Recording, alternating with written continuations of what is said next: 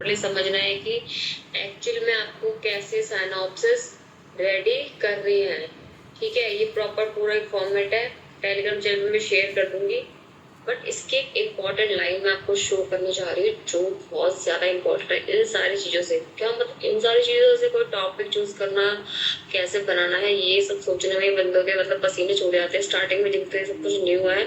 सो इससे भी ज्यादा इम्पोर्टेंट क्या है आपके लिए, वो इम्पोर्टेंट लाइन क्या है, वो मैं इस वीडियो में आपको बताने जा रही हूँ, या ये कह सकते हैं दिखाने जा रही हूँ। So wait a second. See, you are advised to start preparation of the synopsis or synopsis, you can say, of the course MCOP 001, that is only for M.Com students and for third semester onwards, from third semester onwards. So what do you mean by that? So ये आपको पता होगा, synopsis वगैरह आपको fourth semester में start करना है, तभी आपको 3 सब्जेक्ट दिए गए हैं including synopsis. That means 2 subject हैं, ठीक है, सेपरेटली पढ़ना है जो, और थर्ड नंबर पे आपका होगा सिनॉप्सिस। 4 सब्जेक्ट नहीं है, थर्ड सेमेस्टर में आपके 4 सब्जेक्ट है, फोर्थ सेमेस्टर में आपके 3 है, और 3 का मैंने बता दिया आपको कैसे कैसे। सो आपको अभी से एडवाइस किया गया है, आई मीन जुलाई में आपके, जुलाई तक आपके एग्जाम हो चुके हैं, ये भी ओवर होने वाला है। अगस्त में राखी वगैरह और बहुत सारे फंक्शंस वगैरह आने लग जाते हैं, फेस्टिवल्स आपको पता ही है, नवंबर दिसंबर तक। सो इट्स बेटर कि अभी से स्टार्ट कर दें प्रिपरेशन, क्योंकि synopsis is not something like थोड़ा बहुत रिसर्च करा लिख दिया। उसका एक अलग ही लेंथी प्रोसीजर है, प्रॉपर गाइड चूज करना, उसमें भी टाइम लग जाता है, इसलिए अभी से स्टार्ट करना स्टार्ट कर दे। So time is very important, ठीक है। टाइम के बेसिस पे आप सब कुछ अपना क्वालिटेटिव और क्वांटिटेटिव मटेरियल जनरेट कर पाएंगे, प्रिपेयर कर पाएंगे, अप्रूवल ले पाएंगे और सबमिट कर पाएंगे, अदरवाइज रिजेक्शन तो फेस करते ही हैं। So time is very important, that's why I said this is very important line for you guys. So let's go to this, you can see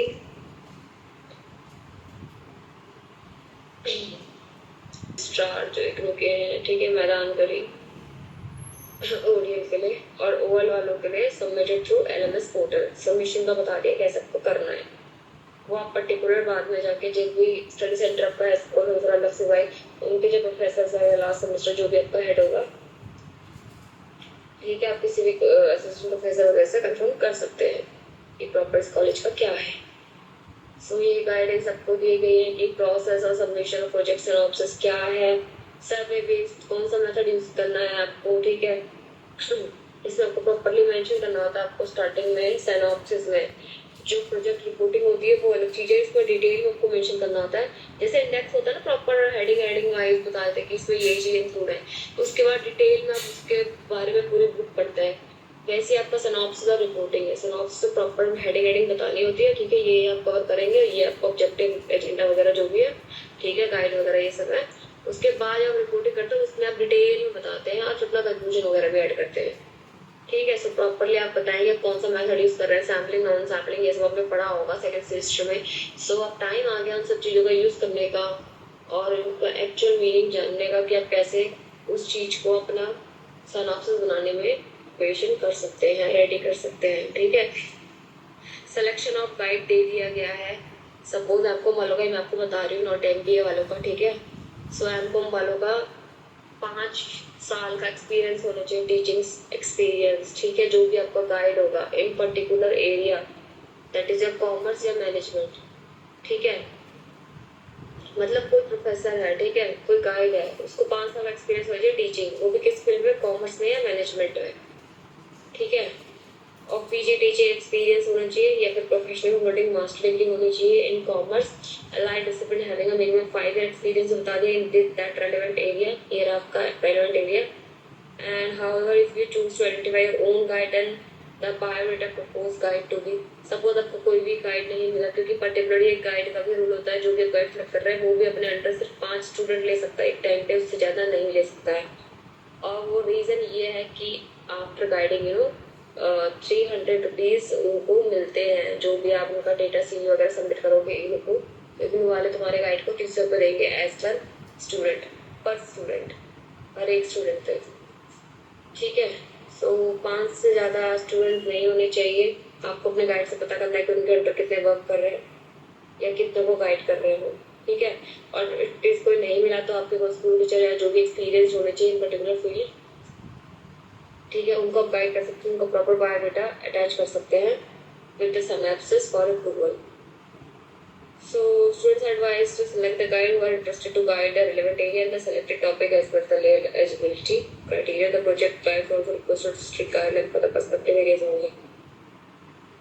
suppose आप marketing का ले रहे हो या जिसमें भी आपको बिजनेस लॉ वगैरह, ठीक है, कोई भी ट्रेडिंग टॉपिक चूज कर लो, ठीक है, उस पर्टिकुलर सब्जेक्ट रिलेटेड स्पेशलाइजेशन होनी चाहिए गाइड की, या फिर वो इंटरेस्टेड होना चाहिए उसमें, ठीक है।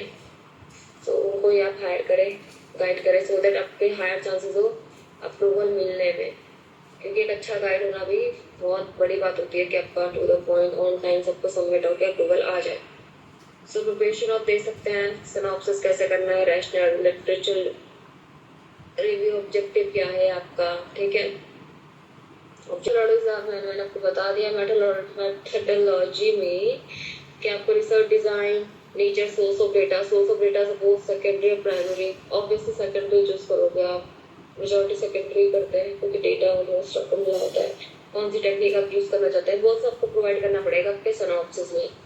कहा था मैंने हेडिंग होती है, वो सब आपको ये सारी चीजें बतानी पड़ेगी, उसके बाद आपकी रिपोर्टिंग तैयार होगी। सो स्ट्रक्चरिंग द फिलिंग, फॉर्म आपको कैसे फिल करना है, कौन सा पेज लगाना है, वो सब आपको फॉर्मेट ऑलरेडी गिवन है, कैसे फिल करना होगा आपको गिवन है। सिनॉप्सिस का पता चलेगा आप करना है प्रोजेक्ट रिपोर्ट सबमिशन, प्रोजेक्ट में आपको क्या क्या बताना है, पूरा स्ट्रक्चर दे रखा है, ठीक है, समरी कंक्लूजन ये सब ऐड करना है, एप्लीकेशन लिमिटेशन क्या है उस प्रोजेक्ट की, ठीक है, और रेफरेंस वगैरह आपने कहाँ से ली है, ठीक है, और एपीए स्टाइल वगैरह आपने पढ़ा होगा टीचिंग एप्टीट्यूड में, शायद टीचिंग एप्टीट्यूड में था या रिसर्च एप्टीट्यूड होता है, समथिंग लाइक दैट। एपीए से आपको गाइड करते हैं कि गाइड होता क्या एक्चुअली, किस फॉर्मेट में होता है, सबको प्रोवाइड कर दिया जाएगा through your guide, that's why your hiring guide, and you can have an idea of the whole report as well, but ultimately you will write, it will be your idea, your conclusion, that's it. Final project report कैसे करना है, आपको coverage page ये सब लगाना, क्या क्या include है, सब कुछ आपको गिवन है, ठीक है। और ये बता दें कि इम्पोर्टेंट नोट क्या है जब आप प्रोजेक्ट प्रपोजल सिनॉप्सिस रेडी करेंगे, ठीक है, एनवेलप वगैरह में प्रोमिनेंटली होना चाहिए, ठीक है। Send only one copy of the project synopsis and retain a copy with you. एक फोटोकॉपी आपके पास होनी चाहिए। So you can read in detail as well, and you are having the format as well. And if you are having any kind of doubt, then you can just comment there and join the Telegram channel of mine, so that I can guide you in detail.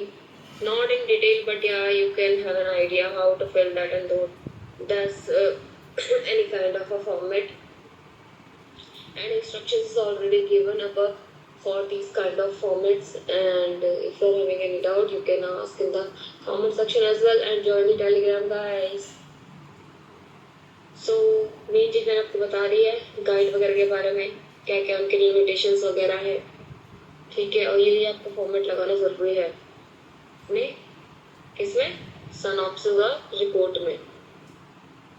इसके अलावा बहुत सारी चीजें अभी रह गई हैं कि कौन सा पेज पहले आएगा, कौन सा बाद में, ठीक है, और टॉपिक कैसे चूज करना है, कौन सा टॉपिक सही रहेगा। आज के लिए इतना ही, काफी लेंथी होगी वीडियो। Bye guys.